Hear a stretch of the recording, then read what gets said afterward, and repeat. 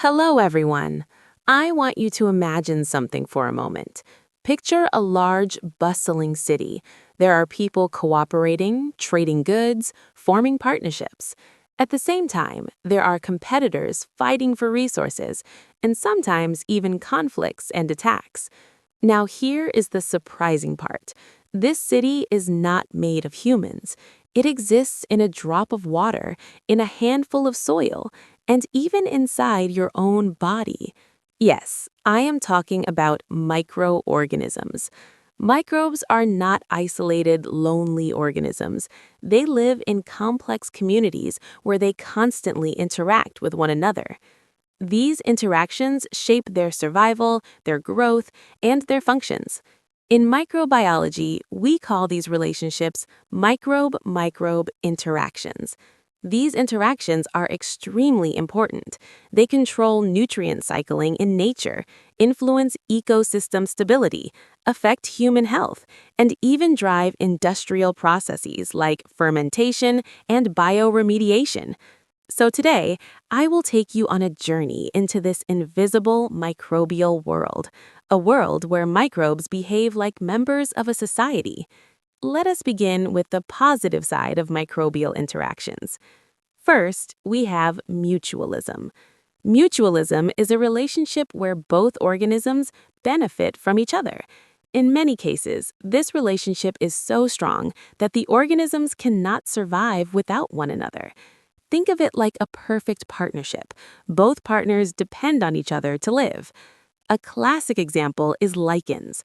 A lichen is actually a combination of two organisms, a fungus and an alga or cyanobacterium.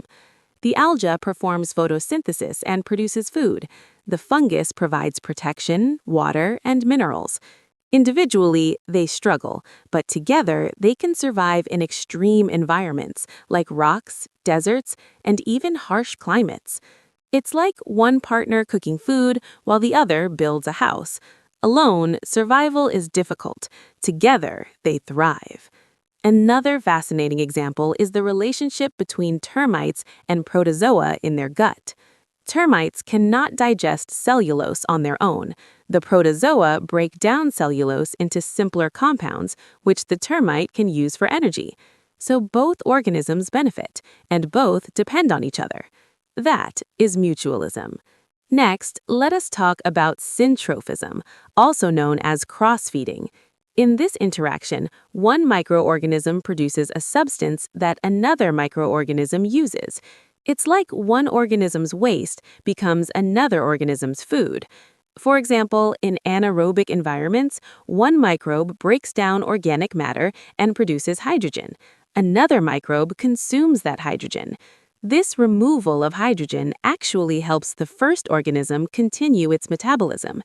So they're not just helping each other, they're metabolically connected. It's a beautiful example of teamwork at the biochemical level. Now, let us move to protocooperation. In this case, both organisms benefit, but the relationship is not essential for survival. In other words, they can live independently, but they perform better together. Think of two students studying together. They help each other and perform better, but they can still pass the exam individually. An example from environmental microbiology involves bacteria involved in sulfur cycling. One produces a compound that the other uses, and together they maintain balance in the ecosystem. Another interesting concept here is quorum sensing.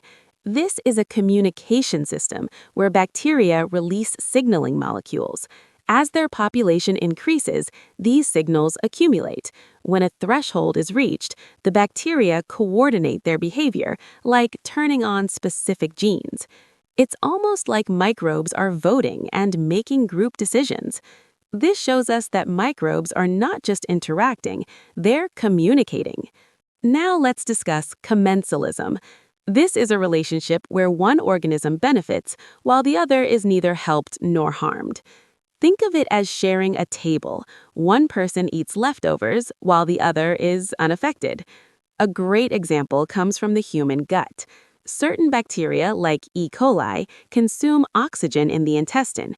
This creates an oxygen-free environment, which allows strict anaerobic bacteria to grow. So the anaerobes benefit, while E. coli remains unaffected. In many cases, one organism simply modifies the environment, making it suitable for another.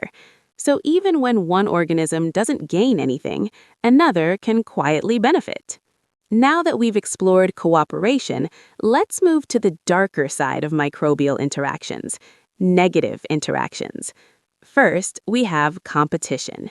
Competition occurs when two or more microorganisms require the same limited resource, such as nutrients, space, or oxygen.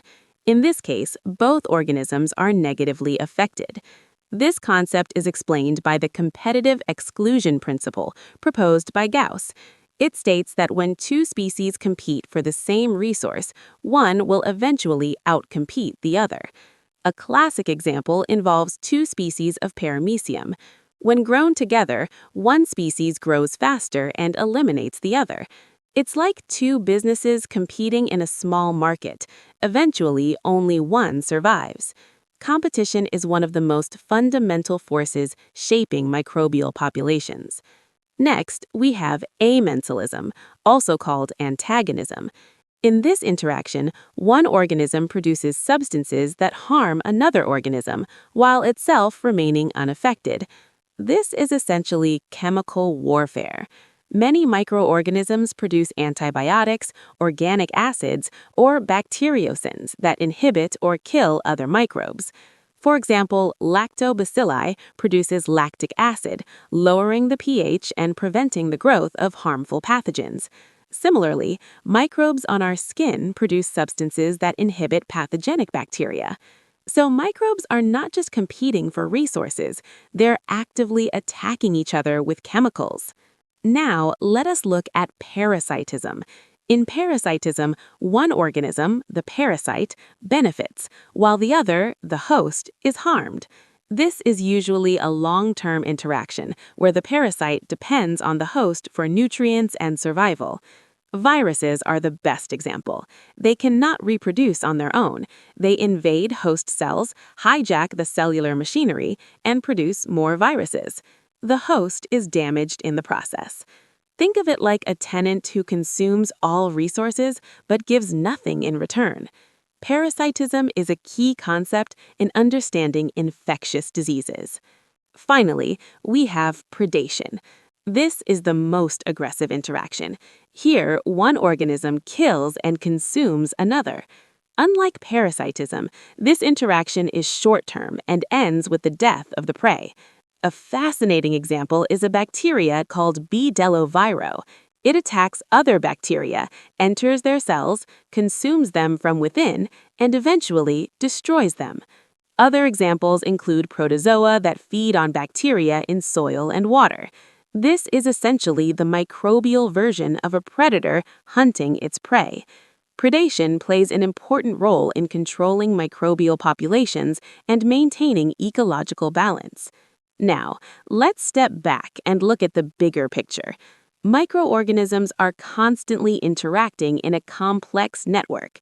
Some interactions are cooperative, like mutualism and protocooperation. Some are neutral, like commensalism. And some are harmful, like competition, parasitism, and predation. Together, these interactions form what we can call a microbial social network. This network drives nutrient cycles, including carbon, nitrogen, and sulfur cycles, which are essential for life on Earth. It also shapes the human microbiome, influencing health and disease. And importantly, it has applications in biotechnology, agriculture, and environmental sciences. So the next time you think about microbes, don't imagine them as isolated cells. Instead, imagine a dynamic society full of cooperation, communication, competition, and conflict. Let me leave you with one final thought. If we could control these microbial interactions, not just individual microbes, could we design better therapies, restore ecosystems, or even engineer new biological systems? That's the exciting future of microbiology. Thank you.